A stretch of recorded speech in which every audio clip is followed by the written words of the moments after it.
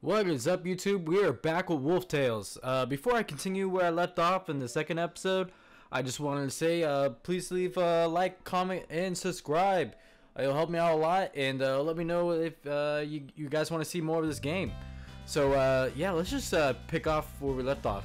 First of all, I just want to say I love the menu music. All the music's pretty good. Anyways, let's I think it was this one. Oh yeah. Alright, sorry. Let's go off. So where we left off, what was it?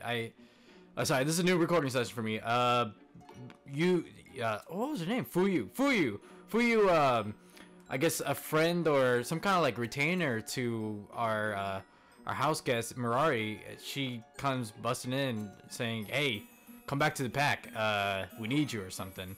And she's like, "No, I don't want to go. I want to stay with Joe because Joe is awesome." And I'm like, "Yeah, let her stay because I'm awesome." And I guess they want to eat, and that's the last thing I remember. Well, let's get right into it. Forget it. They'll be gone soon enough anyway. For now, let's just see if Mirai is good at cooking as she is cleaning.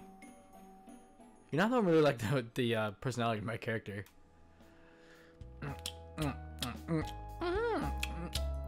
So good. Hime, you have to you have outdone yourself. I watch on with both caution and amazement as Fuyu eats her fill. Given a bowl full of canned peas and other cat foods, all either steamed or stewed to perfection by Mirari, Fuyu hasn't put down her bowl since. I want to tell her to use cutlery, but at this point, I'm afraid to interrupt. So she's just eating with her bare hands. From the beginning, Fuyu has been either lowering her face in the bowl or lifting the bowl to her face. Wow, she's just digging in. The fact that Mirari brought out spoons has apparently failed to register. I suppose I shouldn't be surprised. This girl is subjected to the same terrain and conditions as Mirari. It makes sense that she'd be famished. Maybe I should offer her my bowl as well. The moment I place my hand on my bowl... "Ah, Joe, you're gonna eat as well?" "Huh? No, I just... It's okay, they're all foods from your storeroom, so it should definitely suit a human palate." That's not really what's holding me back. It's really good, I promise. I'm actually quite pleased on how this meal turned out, and I would love for you to try it and give me your feedback. I don't know. There might be some, like, stray wolf hairs in it, you know? I don't know. Look, I'll make it easy for you. You don't even have to raise your hand. I'll just say, She'll just bird feed me the food into my mouth. Mirai uses her spoon, the one that she's been eating until now, to scoop up some food into my bowl. Oh, into her kisu?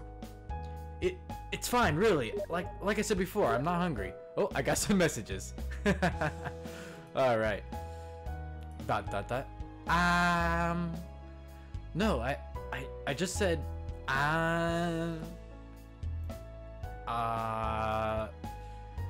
Slightly internally, I finally gave in. The moment I do, Mirai happily places a spoon in my mouth, at which point I close my lips and trap the spoon contents. I just imagine her just shoving it in my mouth like, "Just eat it!" And I'm just like, "Oh!" I chew the soft, warm mush, which doesn't really need to be chewed at all, and then swallow. How was it? Did you like it? Let's see. I should say it's better than my cooking. That's like a really good compliment, I think. It's not bad. I mean, I think it's not bad kind of like implies that I expected it to be bad, so it could be kind of offensive in some way. I think so. Let's just say it's better than my cooking. Yeah, it's good. It's definitely much better than anything I know how to make. Really? You don't say. It's kind of vexing to think someone I'd initially thought of as a savage can cook human cuisine better than I can. Oh well. When you live in a place like this, it's nutrition and warmth that matter, not the taste. How's her voice again? Oh jeez. Ignorant human! You actually doubt the princess skills? Cooking's one of many skills expected to be drilled in the future mate of our next pack leader. Mirai turns away as Fuyu casually reveals her situation. Whoa. Mate kudasai. Mirai, you were taught to cook so that you could please your future mate? That's right. It's Mirai's responsibility to... Oh, she probably just covered her mouth. Mirai hurriedly covers Fuyu's mouth before she can say anything else. Ha ha ha! What matter of nonsense are you spouting, Fuyu? I cook because I enjoy watching others eat my cooking. That's all. If I planned on mating with the next alpha male, I wouldn't have ran away in the first place. Mirai's word intrigued me, but I decided not to pry. Whatever happened to these two girls at this point is none of my business, and if Mirai would rather run away from home than find a mate, then that's completely up to her. I'm just a kind of stranger who took pity on a near-deaf young girl. What she does with life I saved is not for me to decide. She could be my mate. Oh, kawaii. That is a lot of boobage.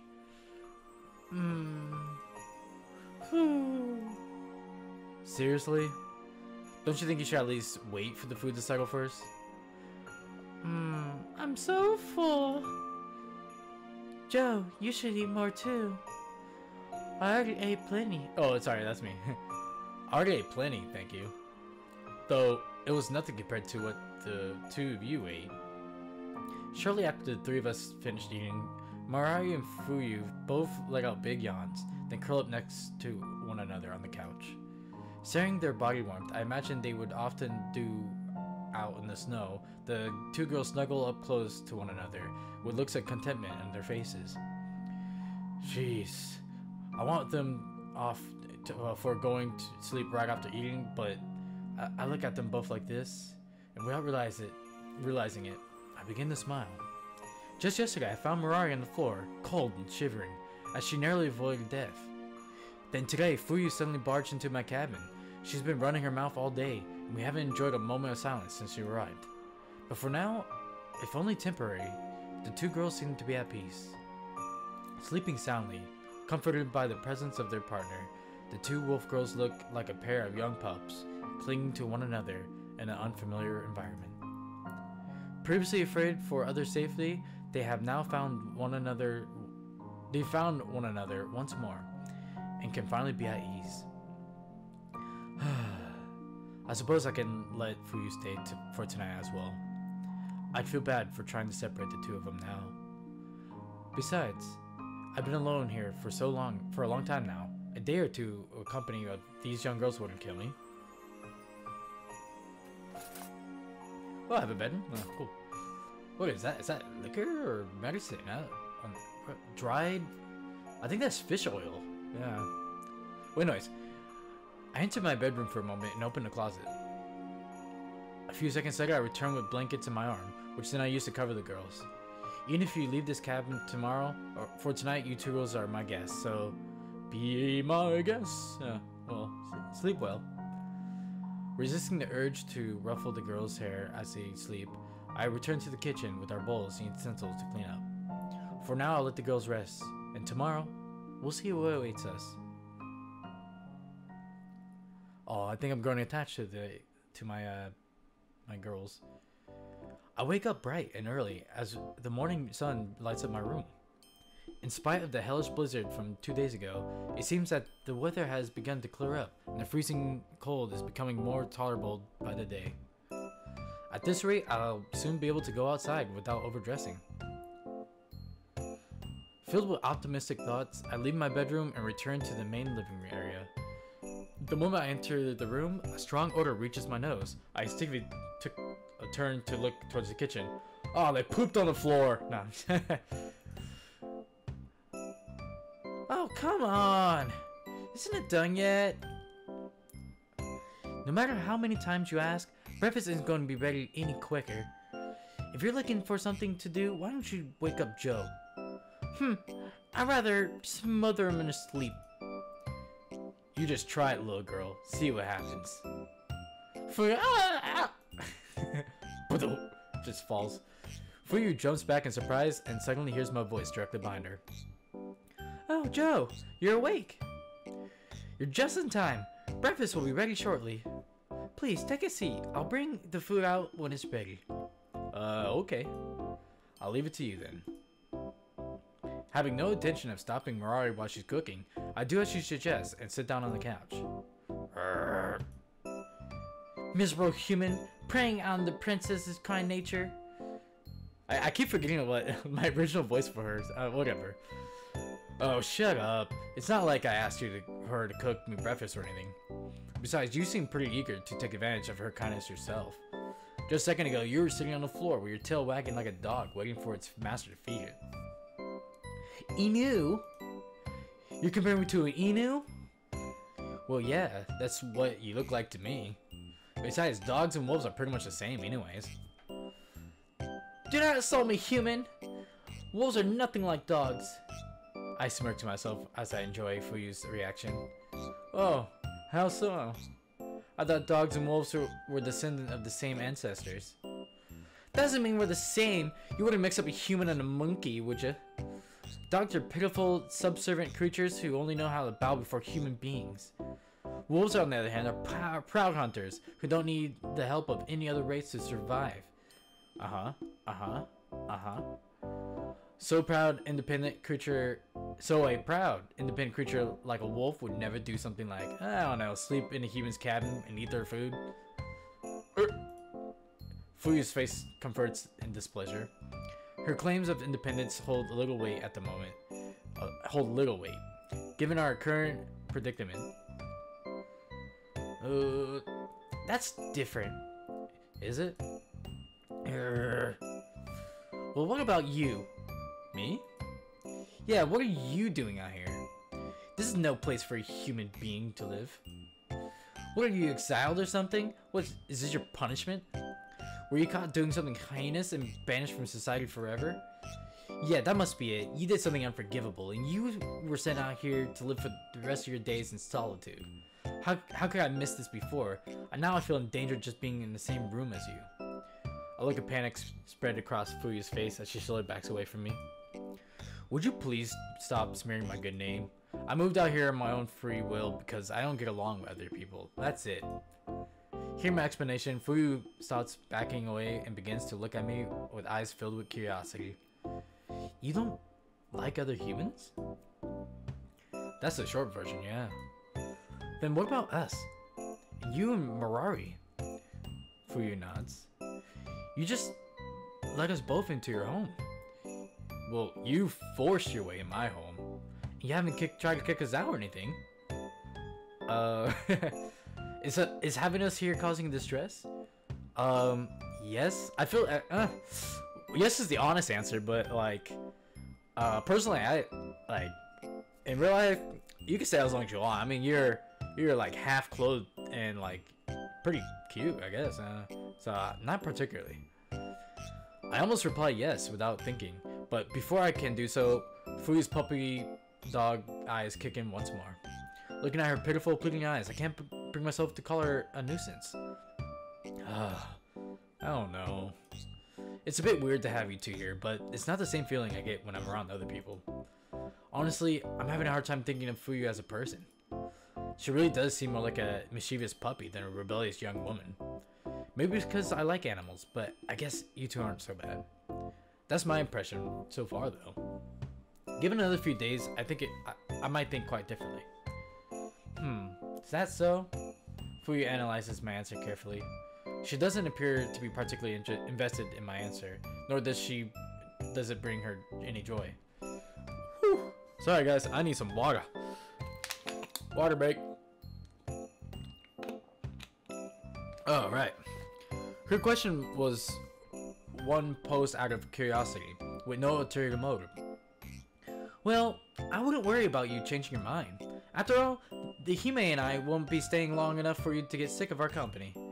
No matter how warm it is in here, we must return to our pack as soon as possible. That works for me. A couple nights is more than enough. I've done my good deed for the year, and now I just want to be left alone. I'm not in agreement with Fuyu's statement. I understand. I won't try to stop you from returning to your pack. As soon as the two of you are ready to leave, I'll see you off.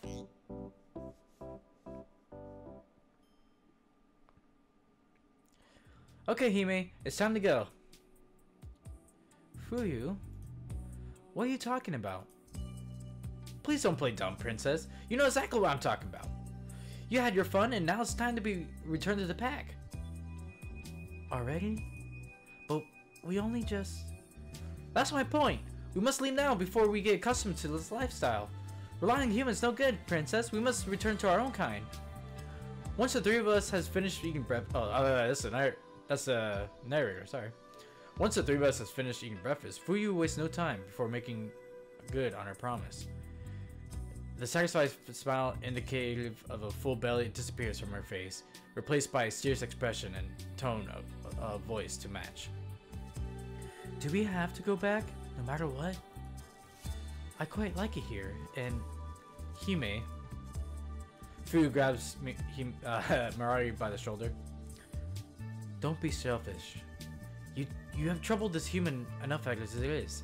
Not to mention the worry you have no doubt caused our kin. It's time for us to return. But Mirari turns away from Fuyu and casts a sidelong glance. It's okay if I stay a while longer, isn't it, Joe? Hime, I won't cause any more trouble, or do anything you tell me not to. I'll cook and clean, and I'll help out as much as I can. So, Onigai. Hime. I avert my gaze as Mari begins to plead. No matter the reason for her desperation, I can't afford to let her stay. My supplies were already on enough to last me through winter, and there's also the ethical question of my interfering with half-human affairs. Plus, Fuyu said it herself, Mari's family and friends are waiting for her. Her place is with them, not here with me. Mirari. Please, Joe, just let me. I place my index finger on Mirari's soft lips. Whoa! Mirari, don't you think you worried your family enough as it is? You belong with the rest of your pack.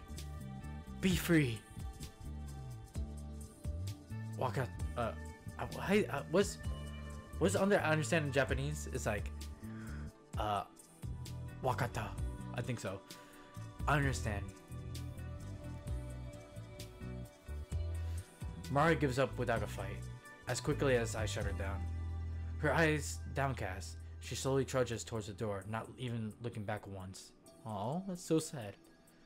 Thank you for not making this difficult, Joe.